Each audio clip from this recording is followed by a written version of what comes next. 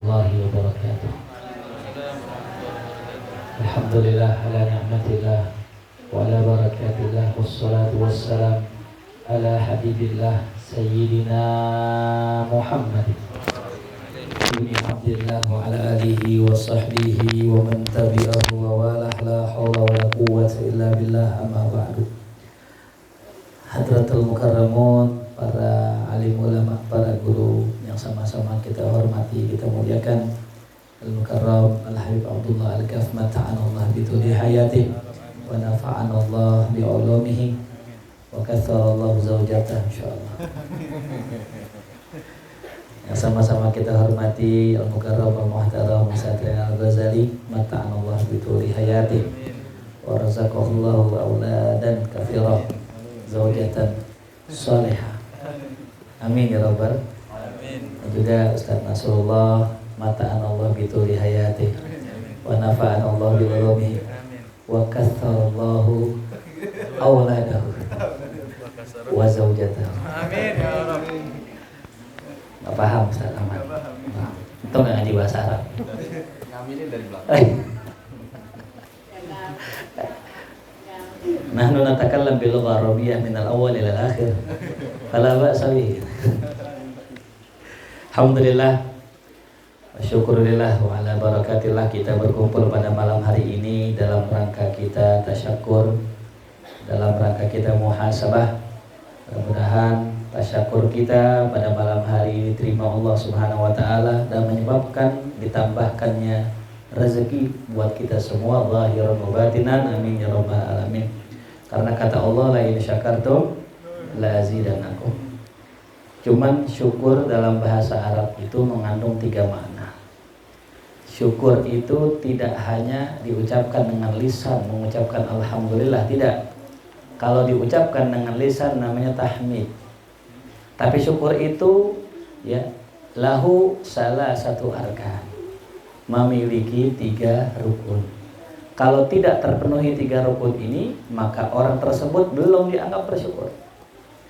Makanya kalau ada orang dapat nikmat baru mengucapkan alhamdulillah, baru 1 rukunnya. Karena syukur rukunnya 3.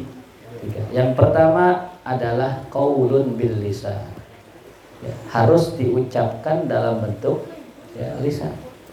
Diucapkan dengan lisan, yaitu an yaqulal abdu alhamdulillah. Yang kedua, ya, fi'lun bil arkan. Syukur itu harus dibuktikan dalam bentuk perbuatan dengan anggota tubuh kita.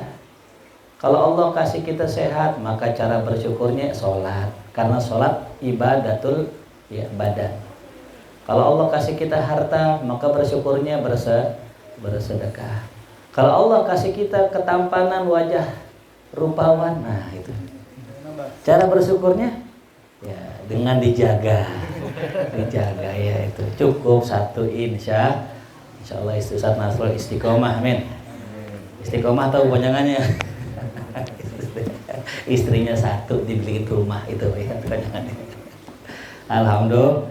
Yang ketiga, syukur adalah apa? Yang terakhir yang paling penting, i'tiqad ya bil jinan, yaitu dengan keyakinan di dalam hati kita bahwasanya nikmat itu yang ngasih siapa? Allah. 3 tuh rukun syukur. Nah ini kita pada malam hari ini baru melaksanakan salah satunya, yaitu dengan apa tuh? Dengan perbuatan. Insya Allah nanti malam Ustaz Nasrul akan berzikir alhamdulillah. Cuman alhamdulillahnya beda nih, soalnya milad soalnya ya. Paham dah tuh ya. Alhamdulillah. Cuma Ustaz Nasrul doang sama saya yang paham ya. Kalau kata anak sekarang ya YTTA ya. Yang tahu-tahu aja ya. Yang nggak tahu dah nyengir aja udah. Baik, saya nggak panjang kalam, saya pengen cerita sedikit. Saya baca dalam kitab Imam As-Subki, dalam kitab beliau yang berjudul Tabaqat Asy-Syafi'iyah Kubra. Di situ Imam Subki bercerita tentang kisah Imam Al-Ghazali. Ya. Kata Imam Subki, Imam Al-Ghazali ini mempunyai saudara namanya Ahmad Al-Ghazali.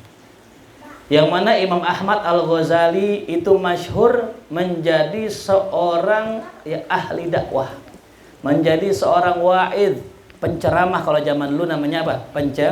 penceramah. Nah, Imam Ghazali sendiri terkenal sebagai seorang faqih, ahli fikih.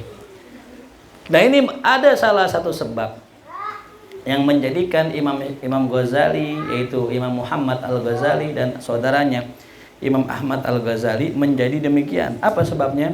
Yang pertama, faktor keturunan ayahnya. Ya. Jadi sang ayah ini bukan seorang ulama.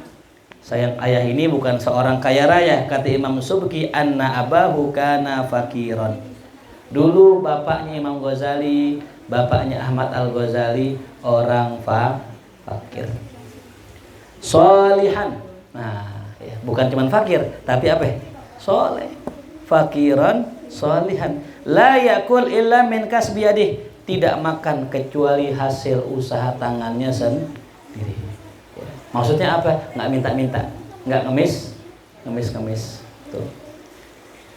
Fi amali ghazli suf, yang mana kerjaannya tiap hari itu kerjaannya memintal bulu wol.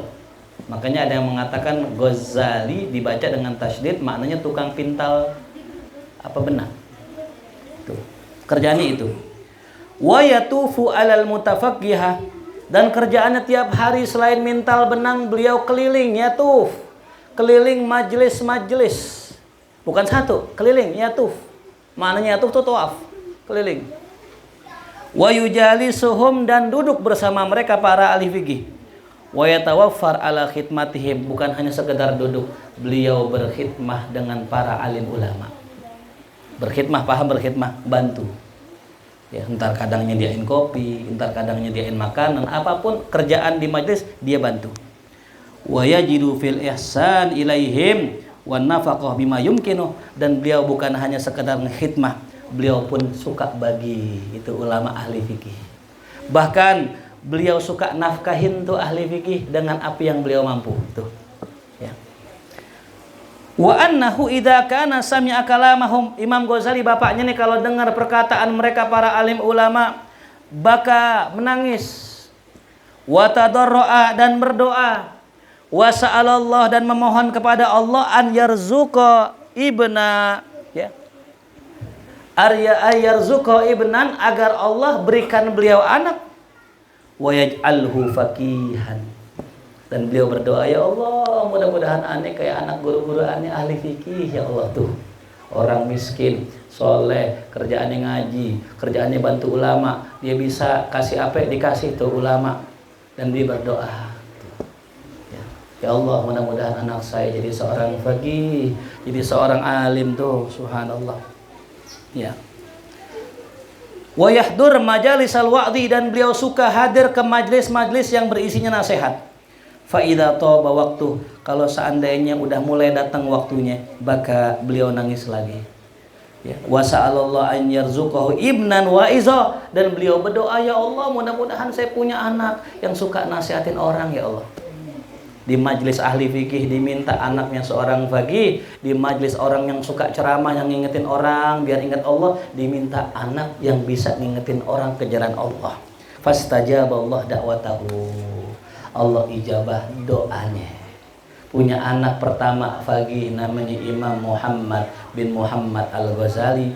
Punya anak yang kedua waiz, ahli ceramah, suka bikin nangis orang, namanya Imam Ahmad bin Muhammad Al-Ghazali.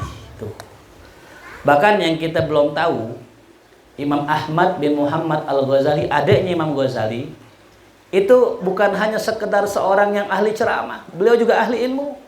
Bahkan beliau meringkas kitab Ihya yang 4 jilid tebalnya itu dalam satu buku namanya Lubabul Ihya. Subhanallah. Ya. Ringkas sama adiknya Lubabul Ihya. Demi apa? Nah, demi memudahkan orang belajar kitab Ihya, karena dirasa kitab Ihya ini adalah kitab yang manfaat. Dibikin ringkasannya oleh adiknya Imam Ahmad bin Muhammad Al-Ghazali. Cuman adiknya lebih dulu ikut tasawuf ketimbang abangnya. Abangnya jadi seorang ulama besar, jadi rektor besar.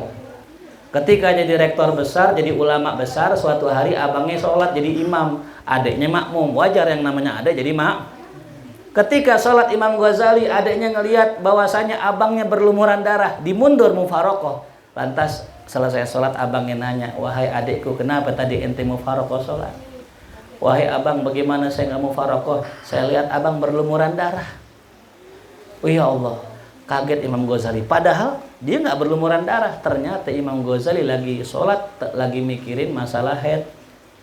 Ya, yang dibayangkan Imam Ahmad Al-Ghazali, abangnya itu sedang berdarah. Artinya yang dilihat adalah pikirannya Imam Ghazali. Berarti adiknya sudah mencapai maqamul mukasyafah. Antas abangnya nanya, ya adikku, ya akhi, dari mana engkau belajar ilmu ini? Kau bisa ngelihat itu dari mana belajarnya? Imam Ghazali yang udah puncaknya segala ilmu dipelajarin, bahkan sampai kata gurunya Imam Al-Juwaini, ya Ghazali, engkau telah menguburkan saya sebelum saya meninggal. Artinya sang guru kalah tenar ame muridnya. Sang guru kalah terkenal ame muridnya, lebih terkenal muridnya. Itu sebegitu alimnya, ternyata masih ada ilmu yang belum Imam Ghazali pelajari, yaitu ilmu maknun. Ilmu yang dikatakan Imam Ghazali dalam kitab Ihya, ilmu yang disimpan oleh Allah, yang tidak yusattar fil kitab, yang tidak tertulis di dalam kitab-kitab. Akhirnya kata adiknya, wahai abang, saya belajar sama guru di sono. Gurunya Fulan bin Fulan, namanya kalau nggak salah Syekh Yusuf, kalau nggak salah. Kalau khilaf nanti diperbaiki. Ketika datang ke sana, Imam Ghazali pengen belajar. Dia minta, ya Syekh, ajarin saya ilmu. Adik saya katanya ngaji ma antum. Kata itu Syekh, ya Allah Imam Ghazali, antum ulama besar, salah belajar sama aneh. Kata Imam Ghazali, enggak, saya pengen belajar sama antum, istifadah sama antum. Enggak.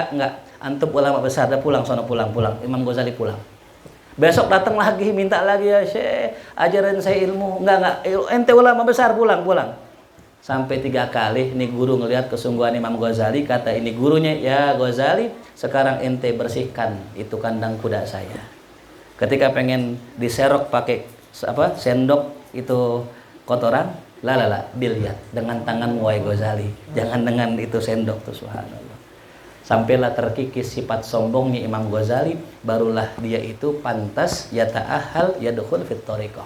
Baru mulai Imam Ghazali masuk kepada jalur thariqah. Berkah apa itu? Berkah si bapak. Berkah si bapak yang soleh, yang tiap ngaji berdoa minta agar anaknya mirip sama gurunya, agar anaknya jadi seorang faqih, agar anak menjadi seorang penceramah itu. Ya, makanya kita termasuk saya nggak boleh sombong. Kenapa? Saya ini berkah doanya bapak saya. Saya ini berkahnya doa engkong saya. Atau bisa jadi buyut saya, atau buyut dia buyut saya. Wa kana abuhu masolihah, adalah bapaknya adalah orang soleh ya. Yang pernah saya jelaskan, itu bapaknya orang soleh itu bukan bapaknya kakeknya, bukan, buyut nomor 7. Masya Allah ya. Nah makanya kita doain nih Ustaz Nasrul, Masya Allah ya. Beliau ngambil semuanya. Dagang dia juga, ngajar juga, tuh, ngurus anak juga, ngurus orang susah dia juga ya. Kan kita nggak kebagian ya. Kalau saya kan ngajar doang, kerja kagak, dagang kagak, kan begitu ya. Makanya sebaik-baik usaha adalah usaha yang kita peres keringat kita keluarkan segenap usaha kita sampai tadi ya kita mendapatkan ampunan, di mana kata Rasulullah ada satu dosa yang tidak diampuni dengan sebab sholat atau puasa, tapi bisa diampuni dengan kita capek mencari rezeki, mencari nafkah. Mudah-mudahan kita doain selalu panjang umurnya, sehat afiat, anak-anak menjadi anak-anak yang soleh-soleha, bukan hanya soleh-soleha, menjadi sebagaimana Imam Ghazali, menjadi sebagaimana Imam Ahmad Al-Ghazali, dan juga menjadi sebagaimana para guru-guru kita semua. Amin ya rabbal alamin. Saya nggak panjang kalam karena mohon maaf malam hari ini ada jadwal juga ba'da isya. Jadi setiap malam ba'da isya di Musholla Miftahul Jannah saya ngajar di situ ya. Dan di situ nggak pakai maulid, habis isya langsung ngaji ya. Jadi saya minta rukhsah tadi waktu sebentar ya.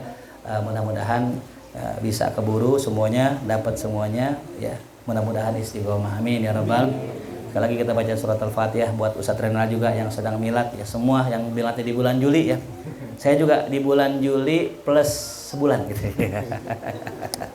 Ya mudah-mudahan panjang umur, sehat afiat, berkah rezekinya, mudah urusannya, dilancarkan segala hajat-hajatnya. Semua yang hadir ibu-ibu di belakang yang sedang sakit, ibu kita Allah sehatkan badannya, Allah berikan sehat afiat, Allah angkat penyakitnya, angkat derajatnya buat Habib kita, mudah-mudahan panjang umur, sehat afiat. Ala hadhihi niyya al-Fatihah. A'udzubillahi minasyaitonir rajim. Bismillahirrahmanirrahim. Alhamdulillahirabbil alamin arrahmanirrahim maliki yaumiddin. إياك نعبد وإياك نستعين اهدنا الصراط المستقيم صراط الذين أنعمت عليهم غير المغضوب عليهم ولا الضالين وبحق الفاتحة سر الفاتحة كرمة الفاتحة افتح لنا أبواب الخير واختم لنا بالخير اللهم طهر أمرهم في طاعة الله وفي مرضاة الله وارزقهم أولادا صالحين ربنا آتنا في الدنيا حسنة وفي الآخرة حسنة وقنا عذاب النار sallallahu alaihi wasallam Muhammadin wa alihi wasallam walhamdulillah. Kita dengarkan tausiah kedua dari guru kita.